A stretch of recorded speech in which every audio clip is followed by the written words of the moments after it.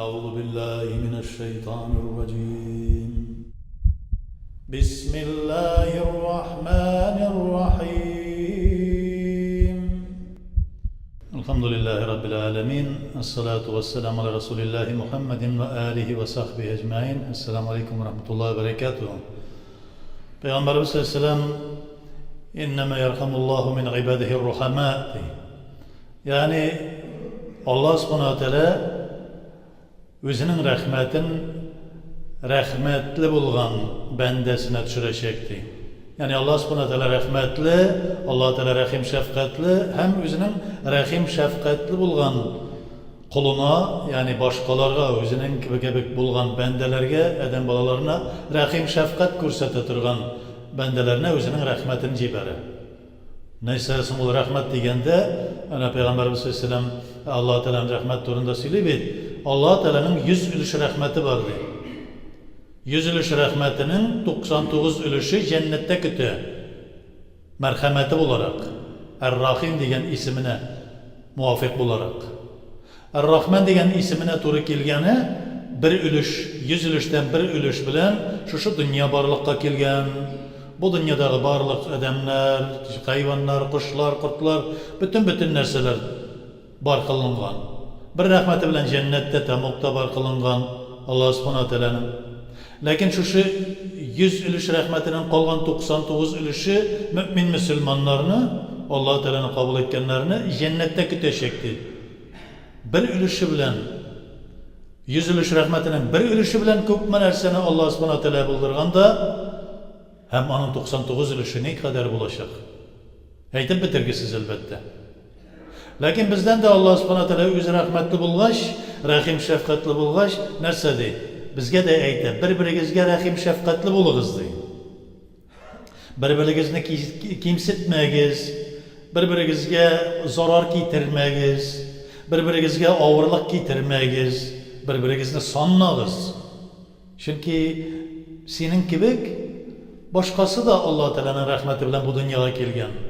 Senin işindeki bulgan canın kibik, nurun bulgan kibik, mümin Müslüman nuru, başka mümin Müslümanın işinde de Allah subhanahu teala'nın şunda yok nuru.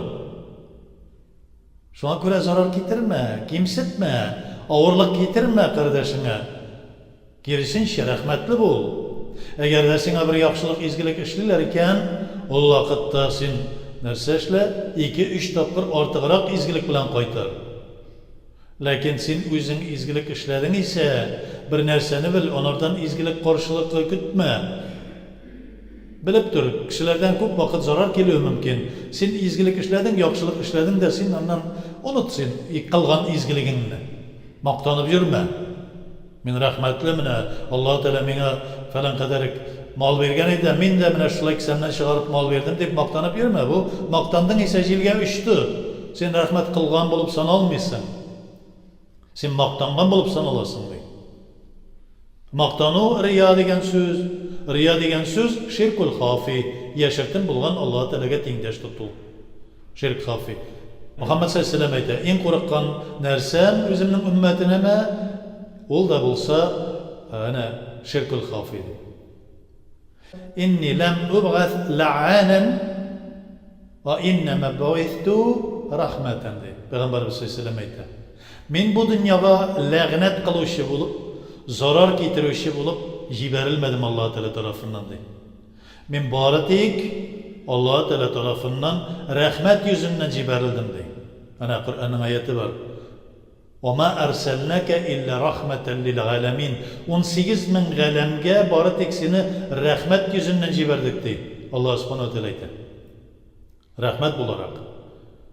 Hatta endi Taif şehrinde kıynap mıskıl etip bütünlay kanga batırıp çıkargaç da bütün teninden kan ağadırıyı mübarek bulgan ayaklarına ve jırtılıp bitken idi deydi.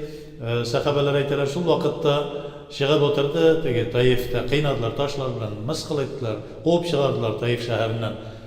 O vakitte Allah Teala turuna, Allah Teala'ga şakırga deyip bargan edi, söylerge deyip bargan edi Allah Teala turunda. Şu vakitte çıkıp oturgaç, Cebrail aleyhisselam geldi de hem ya Resulullah deydi. Seni bu kıyafette kurge yürekleri üzüle, bütün canvarlarının ko'ngillari üzüle.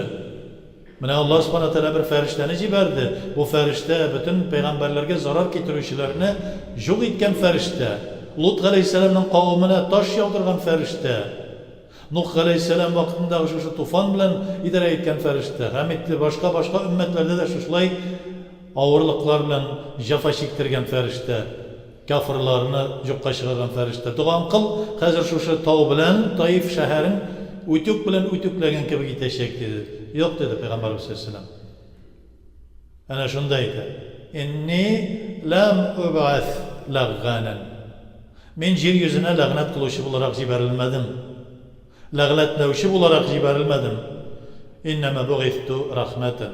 Мин Аллаһ Субхану Тәаланың рәхмәтен җиткерер өчен җибәрелдем бу дөньяга.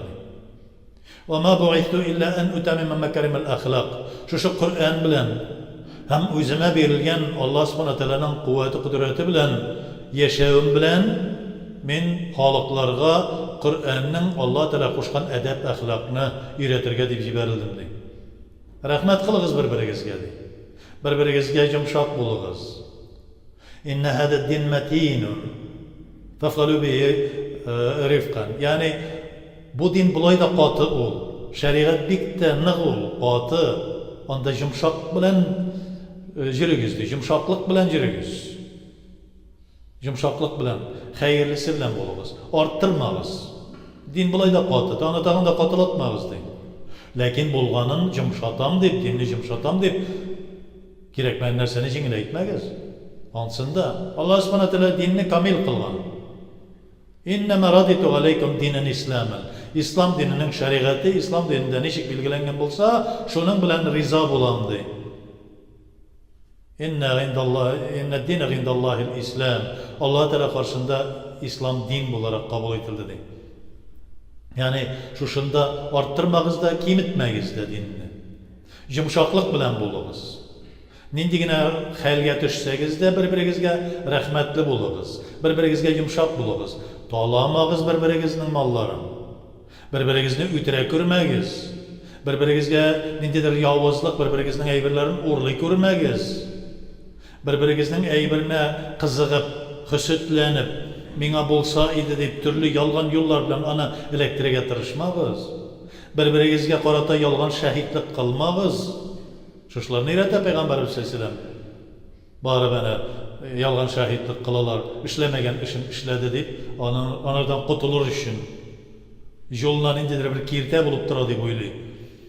Дөньяда 7 миллиард кеше, һәр 7 миллиард кешенең һәр аерым сукмагы бар. Һәр аерым бирелгән ризыгы бар. Һәр аерым бирелгән сулый торган һавасы бар. Һәм аерым килә торган малы бар. Һәм аерым килә торган пары бар, бөтен нәрсәсе, дәрәҗәсе бар. Берсе-берсенеке белән үтми, берсе-берсенекенә комачауламый. 7 миллиард кеше бер-берсенә бер вакытта да комачауламый. Адәм баласының хөсетлеге, шәйтан шушы хөсетлек аша, нәфсе аша бер-берсенә комачаулый дип, бер-берсен кутыртып, бер-берсен үтерттерә, бер-берсе белән талаштыра. Һәм инде шушы Аллаһ Тәала әйтә, рәхмәте ди, ар-рахман ди. Адәм баласы шушы рәхмәтне алга сөрмәкче була. Адәм баласының дошманы, аның капма каршысы булганы, Аллаһ Тәаланың рәхмәтеннән кисергә тырыша һәм төрле нәфрәт белән, дошманлык белән адәм балаларын сугыштырырга тырыша.